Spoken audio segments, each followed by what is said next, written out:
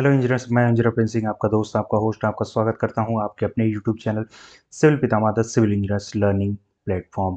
Engineers, आज हम आपके लिए एक बहुत ही इंपॉर्टेंट टॉपिक लेके आए हैं, बार bending schedule of rectangular स्टीरअप्स। Topic शुरू करने से पहले मैं इंजीनियर्स चाहता हूं आपको सबसे पहले स्टीरअप्स का बताऊं। स्टीरअप्स क्या होता है, स्टीरअप्स का पर्पज़ क्या होता है। स्टीरअप्स को हम लोकल लैंग्वेज में रिंग भी कहते हैं। The main purpose of stirrups is to bind the main bar. जो हमारी मेन बार होती है उसको स्टीरअप जो है कि बाइंड करता है, स्ट्रेंथ प्रोवाइड करता है, इसलिए हम जो है कि स्टीरअप को यूज़ करते हैं।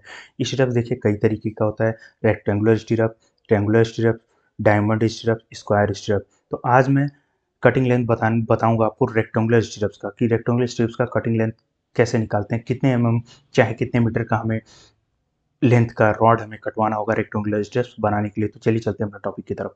तो देखिए सबसे पहले मैं बताऊंगा किस कोड बुक को हम फॉलो करते हैं कटिंग लेंथ स्टीरअप्स की निकालने के लिए। तो जो कोड बुक हम फॉलो करते हैं 2502 1963, इस कोड बुक को हम फॉलो करते हैं रेक्टेंगुलर स्टीरअप्स या किसी भी स्टीरअप्स का कैलकुलेशन करने के लिए। जैसे देखिए यहाँ पे सारे स्टेप्स दिए हुए हैं, इसी को हम यूज़ करके कैलकुलेशन करते हैं। पेज नंबर 13 पे आपको इजीली अवेलेबल हो जाएगा। कोड बुक मैंने आपको ऑलरेडी बता दिया 2502 1963। तो ये देखिए जो पहला हमारा स्टेप है जिसमें 135 डिग्री के बैंड पे है। तो सबसे पहले मैं इसको बताऊंगा कि इसे कैसे करते हैं।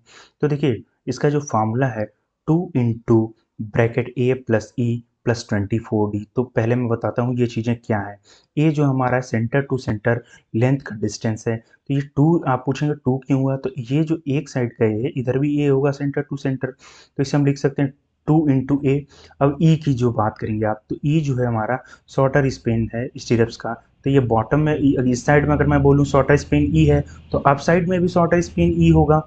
ठीक है, दोनों साइड होगा, तो हम इसको लिख सकते हैं 2 इंटू ब्रैकेट ए प्लस ई प्लस 24d के बारे में अगर आप पूछेंगे। तो हुक लेंथ है, ये हुक लेंथ क्या है, यानी कि एक हुक लेंथ जो है 12d है और एक हुक लेंथ जो है 12d है, तो 12d को हमने लिख दिया 24d, ये कोड बुक में दिया हुआ है। तो सेम ये हमारा फॉर्मूला यूज होता है कटिंग लेंथ कैलकुलेशन करने के लिए।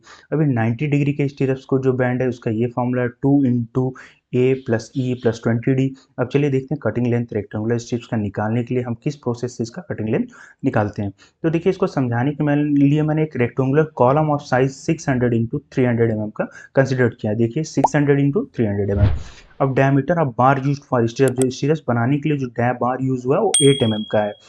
तो 8 mm का है, ये देखिए ये 8 mm का है। कॉन्क्रीट कवर जो है 25 mm प्रोवाइड किया हम चारों तरफ से, 25 mm का कॉन्क्रीट कवर प्रोवाइड किया इसमें। देखिए इसके बाद ये जो हमारी स्ट्रिप्स है कवरिंग के बाद है, बीच में है। तो अब देखिए आपको समझाता हूँ मैं, डिडक्ट द कॉन्क्रीट कवर। जो कॉन्क्रीट कवर है उसको हम माइनस करेंगे।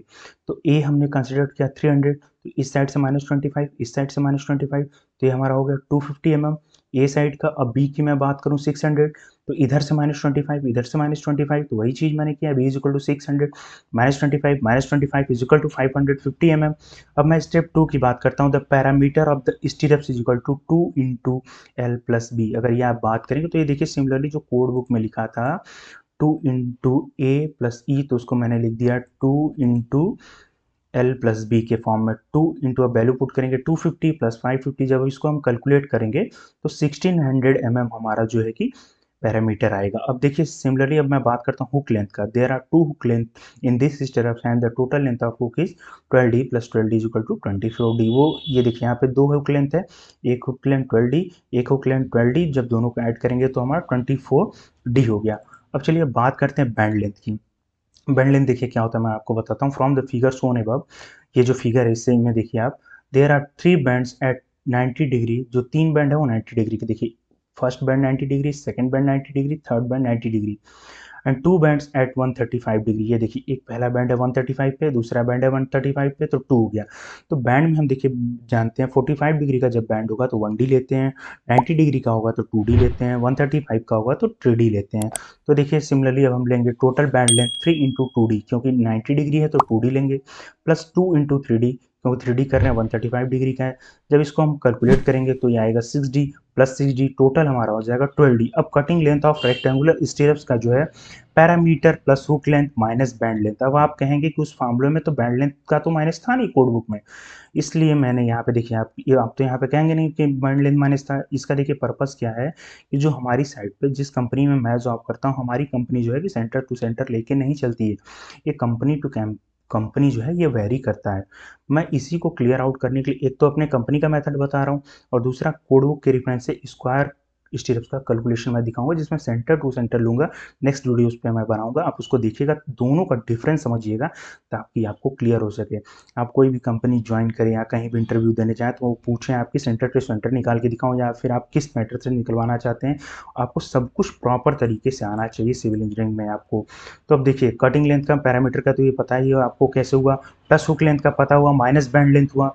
तो जब हम इसको करेंगे 2 इंटू 250 प्लस 550 प्लस 24 इंटू 8 जो हमारा हुक लेंथ है, 24D जो था मैंने बताया था आपको, माइनस 12D यानी कि 12 इंटू 8, जब हम इसको पूरा ओवरऑल कैलकुलेट करते हैं तो 1446 हमको की एक रॉड कटवानी होगी रेक्टेंगुलर स्ट्रेस बनाने के लिए, या फिर हम अगर मीटर में बात करें तो 1.446 मीटर की हमें रॉड कटवानी होगी रेक्टेंगुलर स्ट्रेस को बनाने के लिए।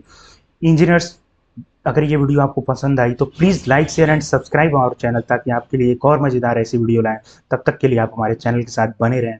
जय हिंद, जय भारत।